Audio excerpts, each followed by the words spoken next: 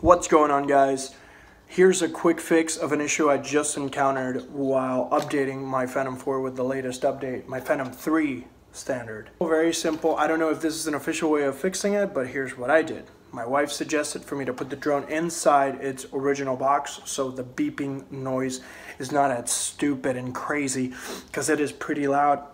What I did is that I just went ahead and deleted the entire contents of the SD card, so I formatted it, then I put it again in the drone, delete, download the DJI Go app again, reset up everything, then I just pretty much power through it. So I put the drone in the box, let it beep, let it download, let it install, and boom, beeping noise is gone. I know it's annoying. Hopefully that's something that could fix your beeping noise situation. So if this worked out for you, let me know in the comment section down below. If you haven't seen how I broke my DJI remote antenna, check that video, and my modification to the remote with a brand new antenna, go check that out as well. Thank you for watching. See ya.